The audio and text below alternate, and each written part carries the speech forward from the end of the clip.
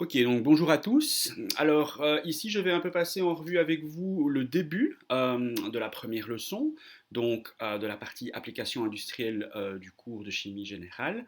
Et eh bien, je vais un peu vous décrire la logique du génie des procédés, donc qui est basée sur l'écriture d'équations. Alors, comme je l'ai dit lors de l'introduction, on a en fait dans les industries chimiques, agroalimentaires, pharmaceutiques, des centaines de milliers de procédés. Mais ces procédés, si on les analyse, on se rend compte en fait qu'ils ne sont constitués que d'un petit nombre d'opérations unitaires. Il n'y en a que quelques dizaines finalement de différentes d'opérations unitaires, donc d'opérations au sein desquelles on réalise une transformation physique de la matière au sein de ces procédés. On va toujours retrouver de la distillation, du séchage, du mélange, de la filtration, etc., etc. Et donc ces opérations unitaires sont en fait vraiment les briques de base des procédés. Si on est à même de les concevoir, eh bien on sera à même, en y impliquant des fluides de nature différente, en les agençant de façon différente, de concevoir un grand nombre de procédés. Et en fait, on peut même aller un tout petit peu plus loin si on se rend compte, et c'est ce que je vais vous expliquer maintenant, que concevoir une opération unitaire, ben, ça se fait toujours à peu près de la même manière, peu importe le type d'opération unitaire. Ça se fait via un très petit nombre d'outils. Alors, avant de rentrer dans le détail, je vais juste détailler ce que j'entends par conception.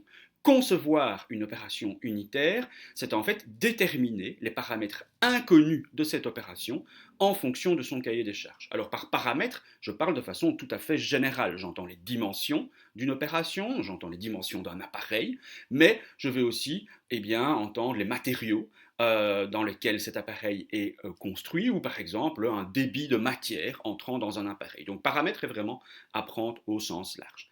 Et alors le cahier des charges d'une opération unitaire, d'un appareillage dans l'industrie, c'est vraiment l'ensemble des informations qui sont relatives aux phases à traiter. Qu'est-ce qui va rentrer dans cet appareil et à quelle vitesse est-ce que ça va rentrer?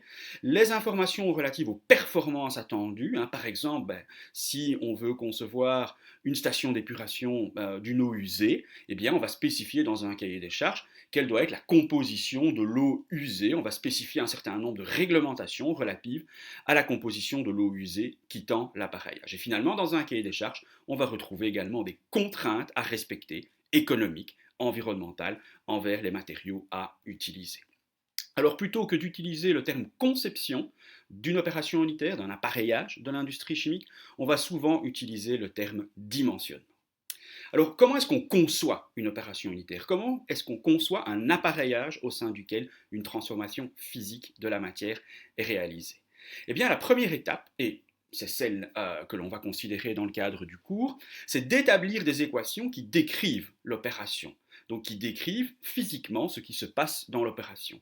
Et ces équations, elles vont contenir comme inconnu certains des paramètres à déterminer, et telle que la solution du système d'équations résultant soit déterminée. Donc on va devoir établir des équations qui vont impliquer des choses que l'on connaît, des choses que l'on ne connaît pas, des paramètres dont on ne connaît pas la valeur, et on va vouloir écrire autant d'équations qu'il n'y a de paramètres que l'on ne connaît pas. Et donc ensuite, si on résout ces équations, on va déterminer des choses initialement inconnues en fonction de choses spécifiées dans le cahier des charges. Alors, tout ça est encore un peu abscon à ce stade-ci du cours, mais vous verrez évidemment des tonnes d'exemples de ceci lors des séances d'exercice et lors des séances ultérieures du cours. Et donc, concevoir une opération unitaire, c'est vraiment établir des équations qui décrivent ce qui se passe au sein de l'appareillage considéré. Et ces équations, eh bien, il y en a de trois types. On va écrire des équations que l'on va qualifier de bilan, on va écrire des équations que l'on va qualifier de constitutives, et on va écrire d'autres équations. Et alors ces autres équations, c'est souvent en fait des conditions qui doivent être satisfaites pour un bon fonctionnement de l'opération, qui traduisent en fait le cahier des charges en un certain nombre d'inégalités, de conditions devant être satisfaites. Alors tout d'abord, les équations de bilan. Qu'est-ce que c'est une équation de bilan? Eh bien, une équation de bilan, c'est, on peut le dire, l'outil fondamental de l'ingénieur procédé. Une équation de bilan, c'est quelque chose qui va exprimer un principe. Alors il y en a trois, des équations de bilan, enfin trois types d'équations de bilan. Le bilan de matière, le bilan de quantité de mouvement, ou le bilan de force, et alors le bilan d'énergie ou d'enthalpie. Et donc, exprimer un bilan, écrire un bilan de matière par exemple, eh bien c'est exprimer pour un système la conservation de la masse. Écrire un bilan de quantité de mouvement, c'est exprimer pour un système la conservation de la quantité de mouvement, c'est-à-dire écrire que force est égale à masse fois accélération. Et exprimer un bilan d'énergie pour un système, eh bien, c'est exprimer la conservation de l'énergie, le premier principe de la thermodynamique. Alors par système, j'entends soit un appareillage complet, soit une partie d'un appareillage. Et ce qui est important de noter, c'est que concernant la matière, on peut souvent écrire plusieurs bilans de matière pour un même système. Parce que par exemple, eh bien, dans un appareillage, vous allez avoir du liquide, vous allez avoir du gaz, vous allez avoir différents composés. La conservation de la masse peut s'écrire pour eh bien, les différentes phases, les différents composés, etc. Alors, un bilan de matière, c'est une équation qui en français va se formuler de la manière suivante. Considérons un système, un appareillage par exemple complet, et un composé A qui est impliqué au sein de cet appareillage. Qu'est-ce que je peux écrire en français? Je peux écrire en français que la quantité de A qui entre dans le système par unité de temps, additionnée de la quantité de A qui serait produite à l'intérieur du système par des réactions chimiques, va nécessairement être égale à la variation par unité de temps de la quantité de A à l'intérieur du système, ce qu'on va appeler l'accumulation, additionnée de la quantité de A qui est sortie du système par unité de temps. Il peut y avoir une entrée et une sortie, évidemment, un système, donc on peut à la fois avoir du A qui entre et du A qui sort, et additionner encore également de la quantité de A consommée par unité de temps à l'intérieur du système par des réactions chimiques. Rien ne se perd, rien ne se crée. Ce qui rentre plus ce qui est produit est nécessairement égal à ce qui s'accumule plus ce qui sort plus ce qui est consommé. Et de nouveau, on peut dans un système de manière générale imaginer qu'une même molécule est le produit d'une réaction et le réactif d'une autre. Tous les termes, c'est des quantités de matière par unité de temps, donc des kilos par seconde, des moles par seconde ou des mètres cubes par seconde. Attention évidemment qu'un volume ne désigne univoquement une quantité de matière que si l'on parle d'une phase qui est incompressible. Alors, je prends ici une petite note sur l'expression des termes d'une équation de bilan de matière. Donc, considérons par exemple un liquide qui entre dans un système. Le nombre de moles de ce liquide, ou de kilos ou de mètres cubes, qui entre dans le système par unité de temps, je vais le noter F, et c'est ce qu'on appelle le débit du liquide. D'accord? Donc le débit, c'est une quantité de matière par unité de temps. Imaginons maintenant que dans ce liquide, il y a un composé A et que la concentration en A dans ce liquide soit notée C.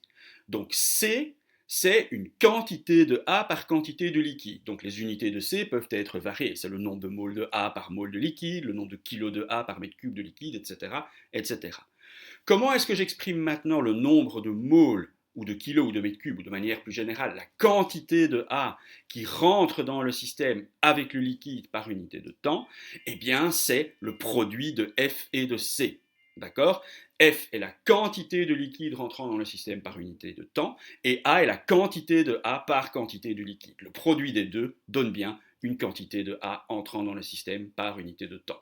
Évidemment, attention à choisir des unités cohérentes. C'est toujours très important pour établir des équations correctes. Si F, c'est une quantité de liquide qui s'exprime en mol de liquide, par unité de temps, la concentration en A dans ce liquide devra être, par exemple, en mol de A par mol de liquide. D'accord? Alors, j'ai ici un petit exemple concret que je vous invite à lire par vous-même, parce que j'ai détaillé en commentaire très largement. C'est un premier exemple, je dirais, d'établissement d'une équation de bilan de matière sur un système. Et donc, voilà, ça, je vous laisse lire chez vous. On exprime deux équations ici de bilan de matière pour eh bien, un lac d'une certaine masse M qui reçoit une quantité de matière par unité de temps, eh bien parce qu'une rivière se déverse dans ceci, et qui perd une quantité de matière par unité de temps, parce que l'on a ici une sortie du lac et aussi de l'eau qui s'évapore.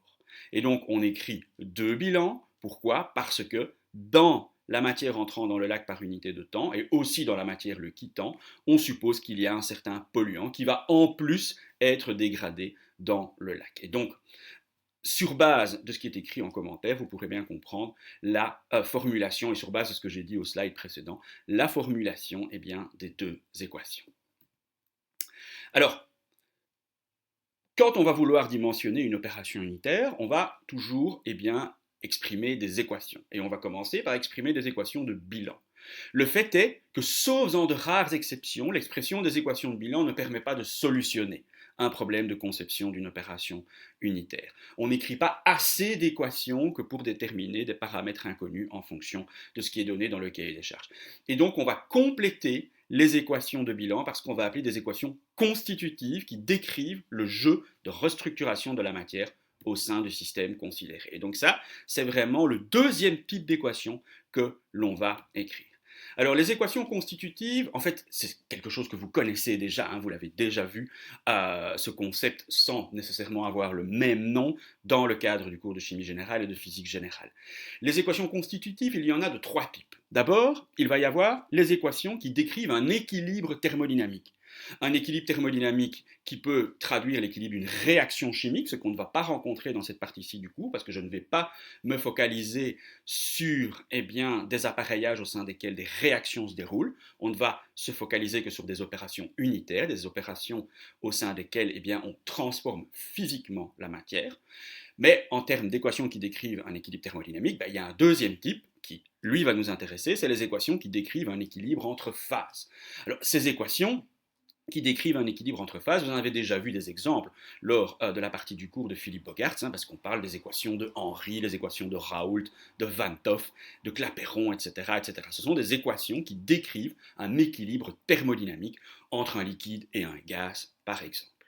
Ensuite, de nouveau, ça ne va pas nous intéresser dans le cadre de cette partie du cours, mais vous avez vu évidemment cela dans le cadre de la partie du cours de chimie générale de Philippe Bogaerts. Il y a des équations constitutives qui sont ce qu'on appelle des lois cinétiques. C'est des équations qui décrivent la vitesse, la cinétique d'une transformation chimique de la matière. Elles donnent donc la vitesse d'une réaction qui n'est pas à l'équilibre.